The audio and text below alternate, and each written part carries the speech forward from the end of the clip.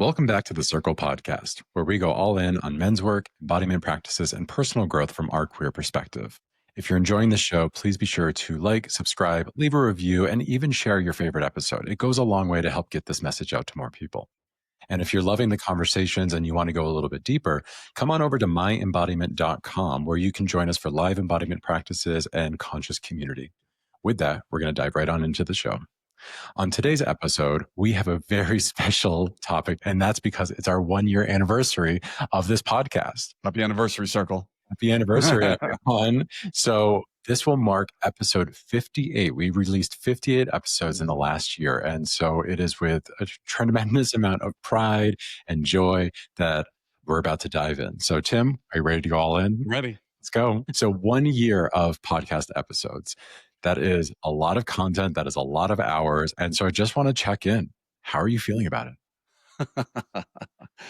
I feel really good about it. I feel like this has been a very fruitful, rewarding journey, that I've learned a lot, not just about the content that we talk about, but also the delivery of it and what the community needs, what the world needs, and how we can bring it.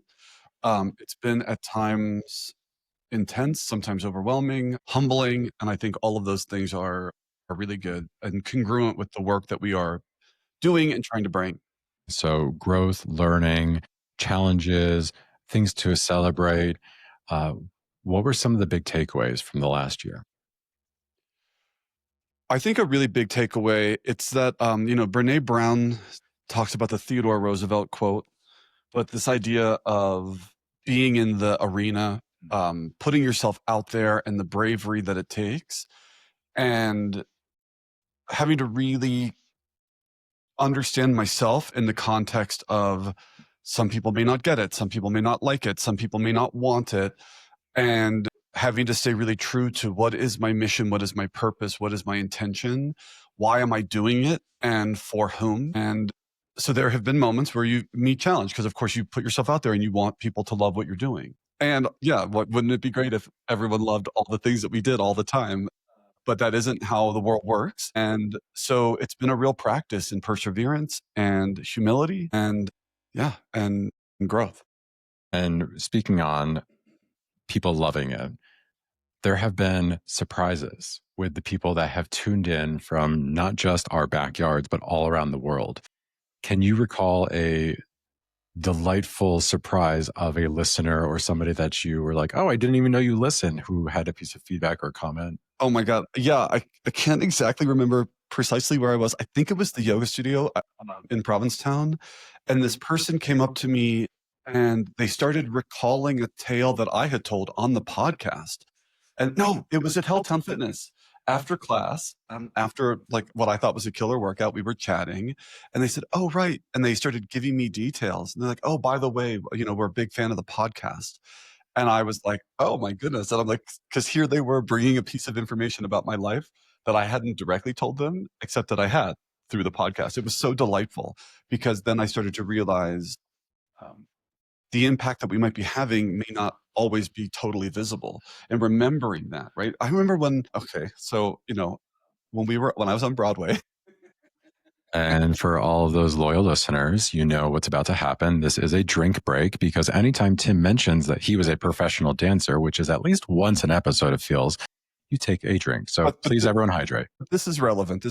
We would say, because in a Broadway show, you do 8 shows a week plus rehearsals over and over and over. And oftentimes you're in a track, which means you're doing the same thing again and again and again.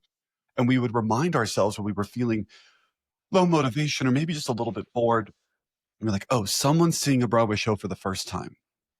And we would remind ourselves like, oh, there's an impact here, even if we can't see it. And that's what this felt like too with the podcast. There might be an impact happening that I can't necessarily see. And if I can remember that, I can stay motivated even in moments when it feels really challenging. Absolutely. I think were plenty of moments like that for me personally, of like looking at our metrics, looking at our stats, because I'm the data guy. So I'm like looking at like how the podcast is doing. And some days I'm like, 2 people. And then I would have to remember, be like, it's okay. Like the word is still getting out there. And then I would get messages. I would get messages from friends and family, and random people would DM us on Instagram or even send us YouTube comments about how much this was impacting their lives. I remember one gentleman messaged after listening to a couple episodes saying, like, thank you so much for sharing all that you guys have shared, because it makes me feel less alone.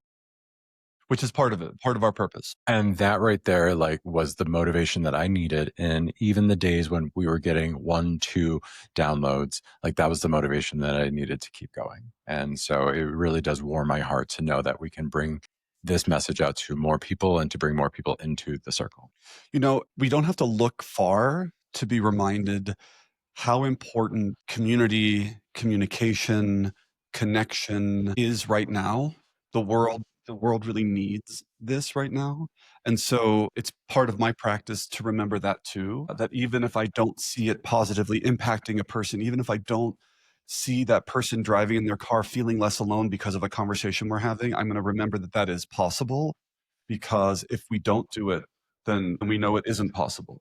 But if we do it, then the possibility exists. And even 1 or 2 listens that changes someone's state of being in that moment, or makes them feel more connected or more buttressed, is totally worth it. Absolutely. And I will also say too that it goes both ways. Community goes both ways. It's not that we're just providing community or resources for people. It's also that just by doing this alone, it's also helped me to feel less alone. Totally. It has helped me to connect to myself, to connect to others, to connect to deeper parts of myself. I think any listener who has listened for multiple episodes, especially if you go back and listen to the first episode, I think you'll be able to see my evolution specifically. The nerves that I had when we first got started were unlike anything that I had experienced before. My background is not in being in front of the television. My background is not being in front of the microphone. And I think that I have stepped into it. It took me a long time to get there. And I was struggling with a lot of internal battles. And so this became a therapy for me. This became a way for me to connect with myself by connecting with others in a sense. So thank you all for listening, for helping, and for witnessing my evolution and my growth through this journey. When it's time for acknowledgement, I'd like to acknowledge you for all the hard work that you put into this podcast, and every single episode, all the hard work you put in, and the bravery and courage it takes, as we said earlier, to step into something that you're not accustomed to doing, and being willing to do it, and being willing to grow in that process. That is part of the essence of men's work, is not get it right the first time, but rather be engaged in a process where hopefully you will continually deepen and expand capacities and abilities and all of that. And so I feel like you're modeling that. Thank you. And I think if anyone is watching this, you'll also notice that I don't have my prop today. I don't have my tablet. I'm completely off script, which is unnerving and exciting for me. I'm definitely the one who has kept the structure of our conversations, using my outlines, using my scripts, being like, okay, well, I don't feel comfortable to go off script today. And so I'm going to read from my tablet. And that has been part of my training. That has been part of my process of accepting that sometimes I do need my training wheels. Mm-hmm. And there is no shame in having my training wheels. And then there are other times that I surprise and delight myself where the training wheels come off and I'm coasting and I'm flying and I'm just doing it. And I trust enough in my abilities now that I can land. So I'm not like just careening out of control. So you had mentioned about conversations that, this podcast has been championing out into the world, bringing to people out in the world. Can you share a couple highlight moments of conversations that we've had that have stuck with you? Yes. Maybe we should alternate one and one, right? Sure. Let's go. Probably one of the biggest, most impactful moments that I've had during this year in the podcast was talking to Jonathan Scott.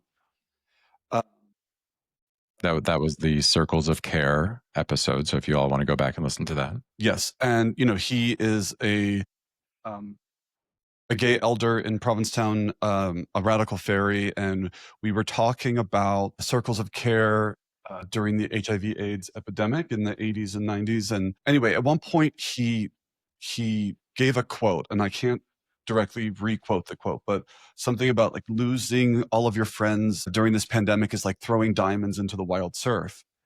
And he said, referencing the circle and with the work we were doing in Provincetown, the work that we continue to do, he said, it's as if you are retrieving those diamonds from the surf. And I remember in that moment just being so struck, thinking, I couldn't imagine a deeper compliment. And, you know, we can't go back and we can't bring people back from the dead. We can't, you know, there are certain things that we can't change, but to think that we were making a contribution that was in service to our entire community and honoring our history and things that we've had to traverse. It was, I mean, it just blew me away. I remember like leaning back in the couch, I think putting my hand on my heart, kind of not knowing what to say, except I hope it's true that we are doing something of value. Yeah. That episode definitely hit home for me as well. I think that was the episode that I cried the most. Like during, Yes. I was so deeply touched by the stories that he was sharing, and especially that moment of really thinking about the impact that this work is having and how we can continue the legacy of such important work that helped so many through such a hard time. Well, for me, you know, when I started the circle in November of 2022, one of my concerns was, oh, it's going to be so different. Are people going to think it's weird? And, you know, because this sort of yogic shamanic approach to men's work isn't everywhere. And so, you know, it's not as if lots of people are familiar with it, or although they are becoming more familiar. And then it really dawned on me, oh, but this thing has been a part of our community and our history for longer than even I realized. So maybe it had a different flavor. Jonathan talks about it. Clearly, it had a different flavor than the specific circle that we are doing. But the idea of it, of sharing from the heart, of creating community, of supporting one another, and being seen, being heard, seeing and hearing, it really made me, it like lightened my heart to know, oh, I'm actually invested in a tradition that already existed. And we've spoken several times about lineage, right, and continuing things that were before us and honoring them and carrying them forward. I feel like that definitely has become part of the lineage at this point, right? Connecting back in time and like moving it forward and then creating something in the future through it too. And we needed a person who understood it to come into our space and to educate us. Yes. That's why it was so impactful. So, Jonathan, thank you. Thank you for that. Please stay in our lives. Please continue to teach us, because we love and value you so much. Yeah. A moment for me that I've been using a lot recently. So Tim and I packed up and moved from Provincetown to here in Denver. So you'll probably notice if you're watching that we have a different background. Welcome to our new in apartment studio. We are also live streaming embodiment practices, breath work, meditation, yoga from a corner over there. And so we're really just going all in on this. And during this transitional time, moving from Provincetown to a city, I have experienced a lot of anxiety. I've experienced a lot of fear. And the thing that has kept me going, keeps me motivated, is something that Chef Ava talked to us about. Oh, I can't wait to hear this. And that is scanning the room with love. If I'm scanning out of fear, that is what I'm going to find. If I'm scanning with love, that's what I'm going to find. And so when I enter into a new space, or when I'm walking down the street and I have fear creeping in, and it's healthy fear, right? This is a new place. These are a bunch of new people. I've been living in a very small coastal town for 5 years, and now I go to a big city. It's loud. There's a lot of stimulation. Fear is natural. And so I recognize it. I catch myself and I say, okay, fear, I see you. But can I stop scanning from fear, and can I start scanning from love? And that has helped me tremendously over the last several weeks as we have started to find our routine and rhythm here. You know, thank you for bringing that up, because we see a lot in the spiritual personal growth place right now, this idea of manifesting, manifesting and affirmations and whatnot. And Chef Ava's episode, I think, really is an example of choosing to infuse love. So intentionality, if we're always basically, I remember her saying, like, we're always scanning the room. So we either have a choice, fear or love.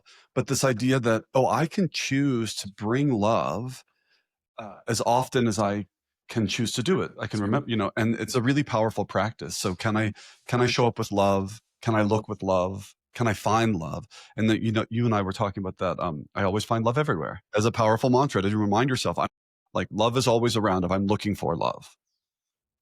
And it's one of many lessons that this podcast has imparted to us, to others. So it's another one for you. So one of the conversations that I had that had the biggest impact was with a local yoga teacher in Provincetown named Hannah. And we were having a conversation about asexuality and just getting clear about what that was. And I remember going into that episode, I wasn't totally sure how it was going to go. And it had such an impact on me that I think I immediately went home and wrote what ended up being a published op-ed about it. Because she spoke about her ability to walk down the street and have this feeling of confidence and feeling sexy, but that the measure came from her. The measure came from seeing herself in the reflection of a window or in a mirror and be like, yeah, you look good. And in that moment, I was concluding my third full summer in Provincetown where for me, it was often about what do other people think? And she had this confident contentment around finding it in herself. And I thought that was so powerful. And I thought, if I can work to connect to that somehow, how much better things would be. That the validation that we're seeking can sometimes come from within.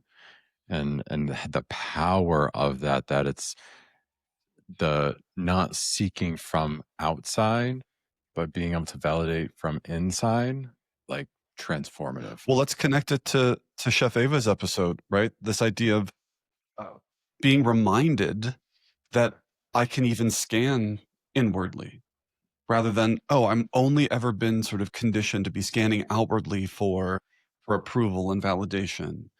And just the reminder, well, have I even asked myself? Mhm. And so that's power. I mean, I'm still working on it. Yeah. I'm still working on it, We'll but check in a couple more episodes on that. well, it's an ongoing process. I think I am getting better at it. And yet, one of the reasons why, men's work and embodiment work is so important is so that you have practices, teachings, and community that will continually remind you so that you can go back to it and go back to it. And this idea of like a spiral, right? Where we revisit things, but from a different place because we've gone deeper and deeper and deeper. That's right.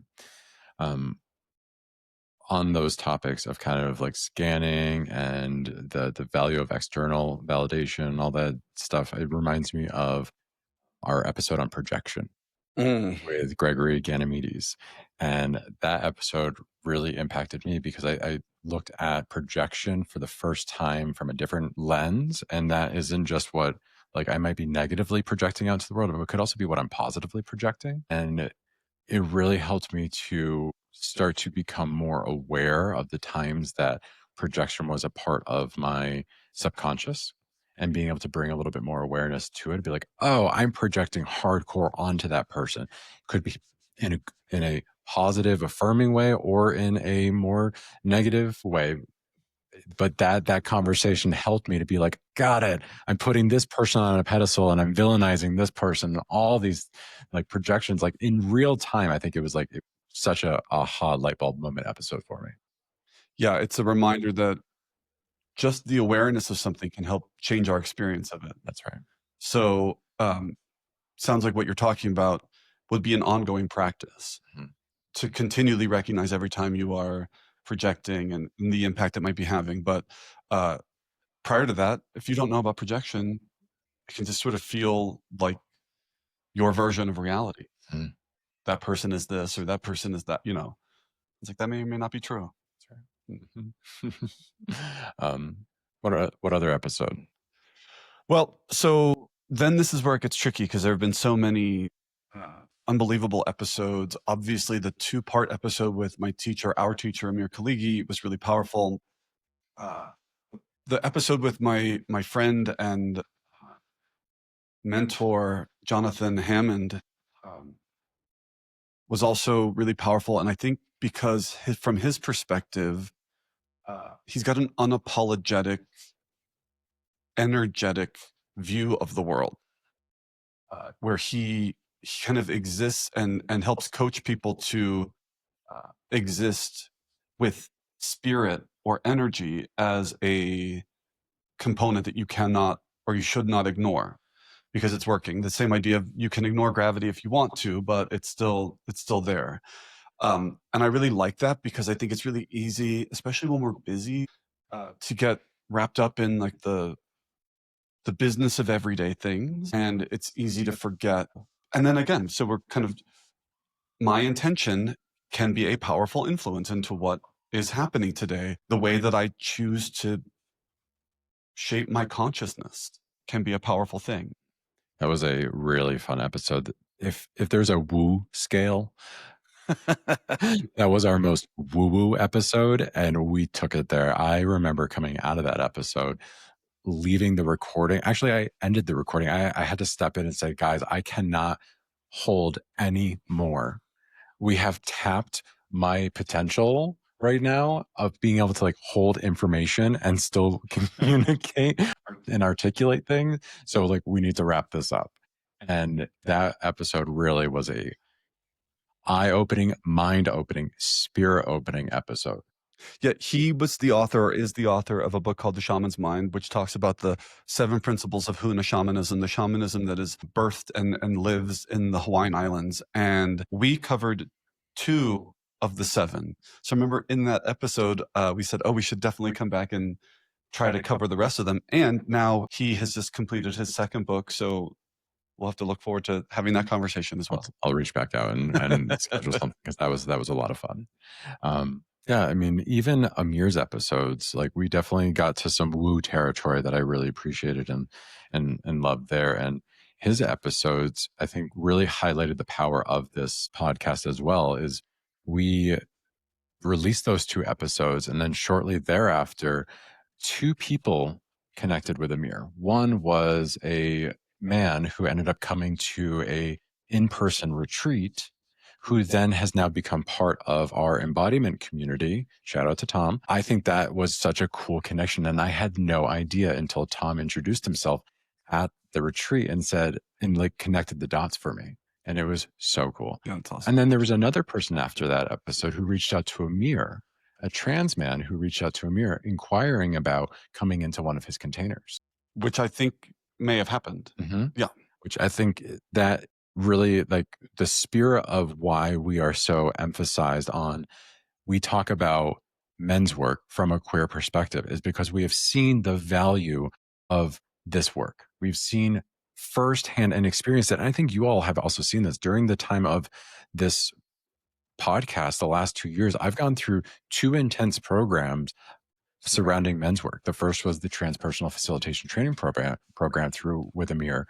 And I was not facilitating when we first started the podcast. And so y'all saw that transformation. And then you saw me go through the men's work intensive where I dove deep into some shadowy aspects of myself and also started to confront some of my limiting beliefs. And so I can just say firsthand how impactful and how important this work is to me.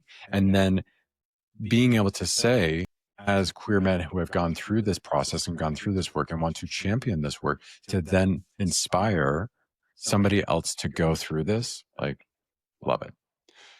Yeah, I mean, the power of it is real. As you earlier mentioned, we just picked up and moved to Denver and made some pretty intense life changes. And it's been challenging, but we haven't crumbled yet. I think in large part because of these practices in this community, having people to call, having practices to go to, being offered perspectives when things feel like they might be crumbling, or really different and scary, and offering this to as many men as possible. And I think that most of men's work is really shared. Huh. But one of the reasons we do this podcast is because I do think that there are some questions and perspectives that are slightly different for queer men. And I would like to be a part of that conversation in bringing that information and shining a light on it. And having said that, we are eager to have as many queer men in our space as possible so that we can deepen that and deepen that. So as a gay, I have some understanding of the trans experience or the non-binary experience based on what friends have told me, but I would like to understand more and more and more because ultimately I want our community to be as healthy as it can be. Absolutely. And being able to connect people together, right? To show that we've got each other's back. We may not have had the same lived experience. And I think that's the beauty of these spaces is you don't have to. It's not about being like-minded. It's about being like processed. Well said. Yeah. Right. If that makes sense, like not everyone has to have the same experience. Not everyone has to have the same background, but can we agree on some fundamentals of like how we want to operate and how we want to engage? And I think that, starts to shift the conversation, shift the narrative. We explained on one episode that in a perfect world, we wouldn't need men's spaces. We wouldn't need women's spaces, but we're not in that perfect world yet, but we're making strides. And I think things like this do help. And I also think you talked a little bit about our audience. One of the most delightful things that I've experienced during this was how many straight women are listening in routinely and regularly. I've got two people that I had no clue were listening. My friend Courtney, who lives out here in Denver, I didn't know that she was listening until we went on a hike, and then she just started talking about it. And the depth of information that she had gained from this podcast has helped her so much in her relationship, in her professional life, and just talking about polarity and dynamics and the personal growth stuff that we talk about. I was like, this is amazing. This is work that really is. You've said this many times. This is human work. It's human work.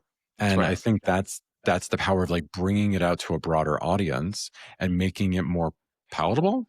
Maybe is the word palatable to a broader audience is saying like, hey, like these really are universal things.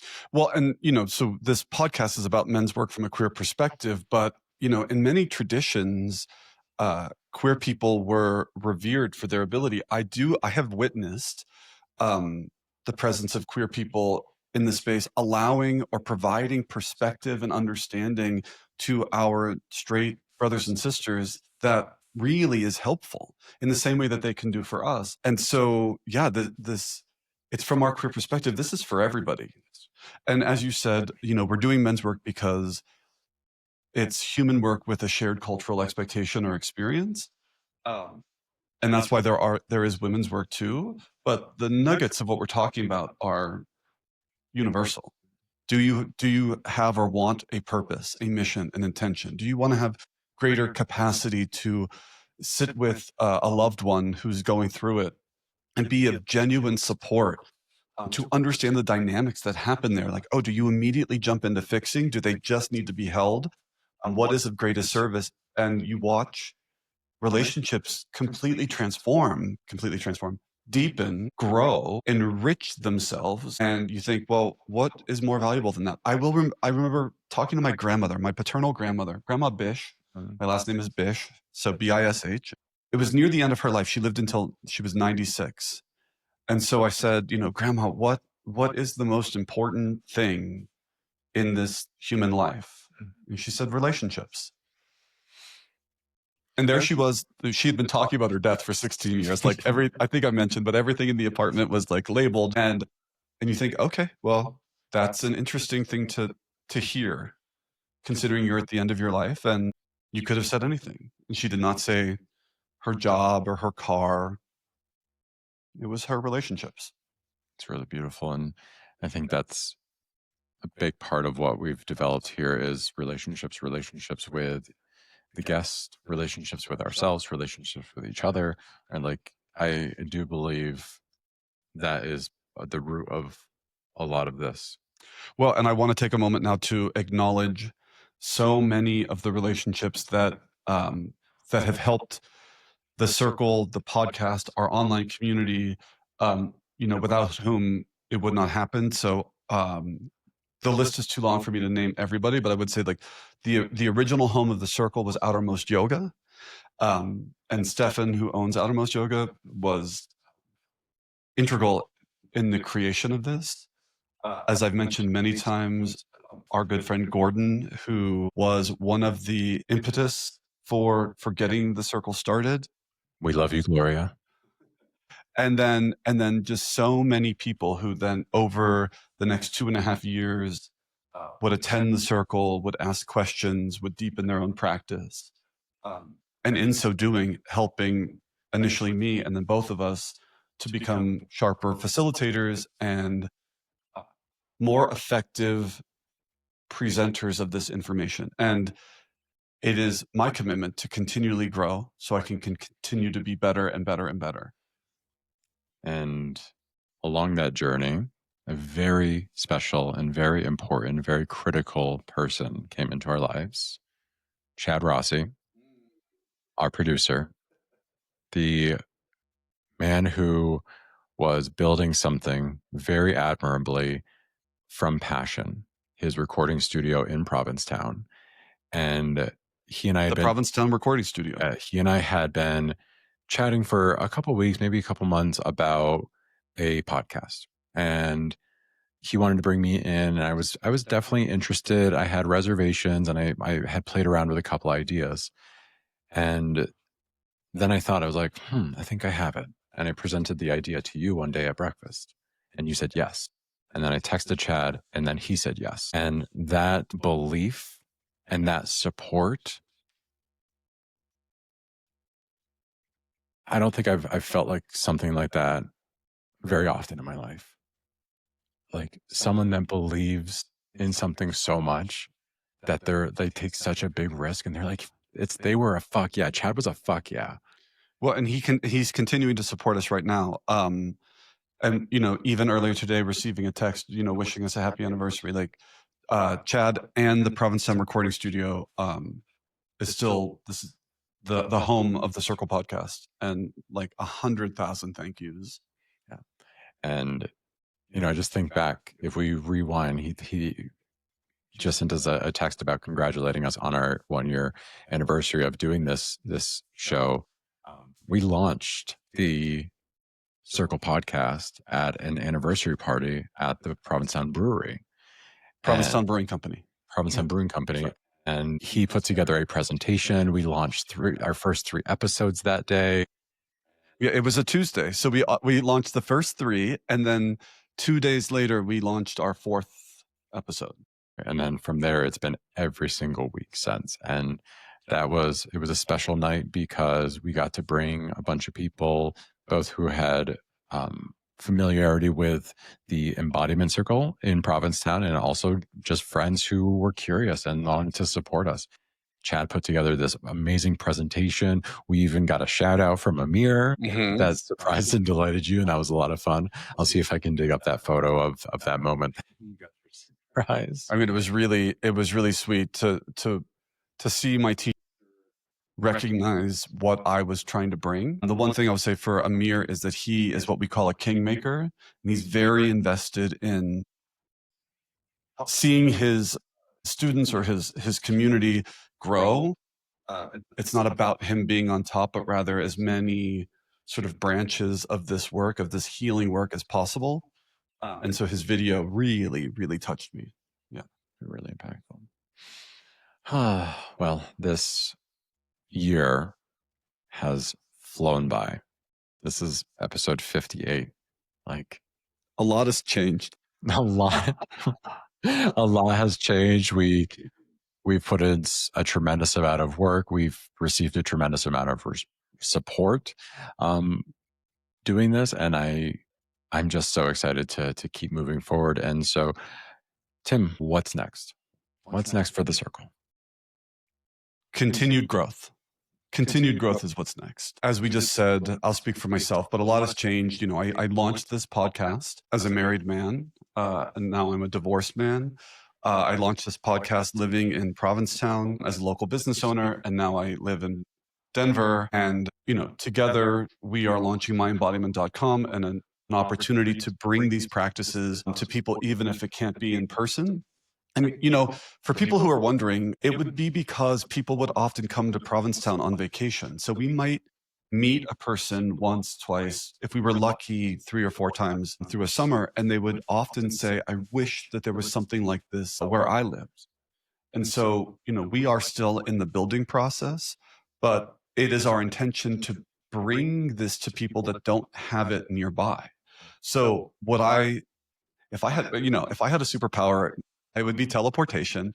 I would love to just blink around the country and do live in person embodiment circles where everyone wanted it.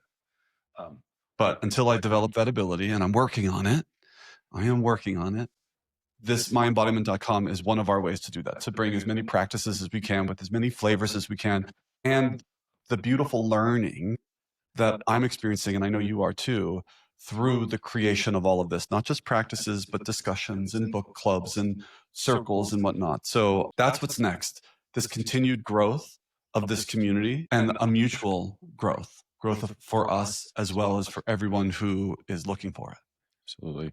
And a continued conversation. So this podcast has been it's not that it's a one way, like technically, right? We're just technically speaking, this is an asynchronous medium. We get together, we record, we have a conversation, and then we broadcast out. And we've always been open to feedback and open to questions. With myembodiment.com, we get to open up to a bigger conversation. We get to open up to a new way of engaging with people in their homes, right? So like, yes, you can take us with you in your car, in your home, and you can listen, but now it's even further than that. You can practice with us. And we say with us because it really is us doing our own work, being in practice and guiding and facilitating. And I think I'm just really excited about that, of like opening up the conversation even more, even broader, welcoming more people in.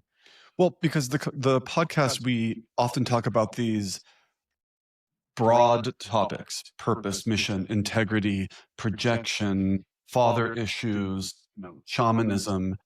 But then sometimes people are hungry for, okay, well, what do I do now? We're providing you opportunities to have an embodied experience Mhm.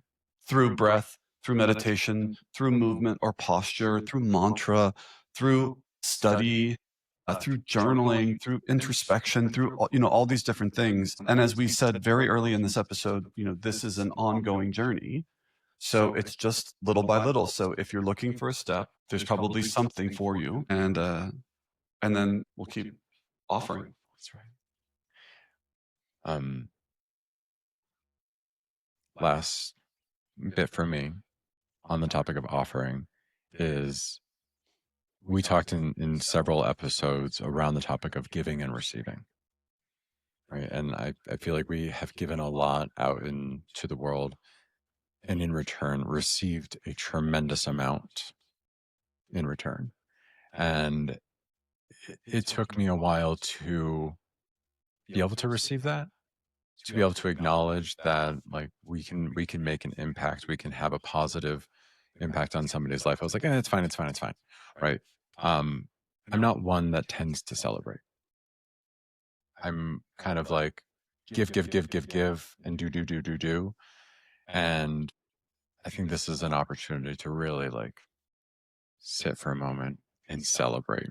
Mm. Like, wow, what an incredible year. What an incredible year of growth, of accomplishment, of trial and error, of failure, right? There have been many times that it's been like, oh, well, that was a fail. Well, let's try something else. Right? And just this nonstop like doing like has been so incredible. And so I just want to celebrate. I just want to celebrate with you. I want to celebrate with Chad. Chad, thank you so much. Even though you're not in the studio with us anymore, you're still here in spirit.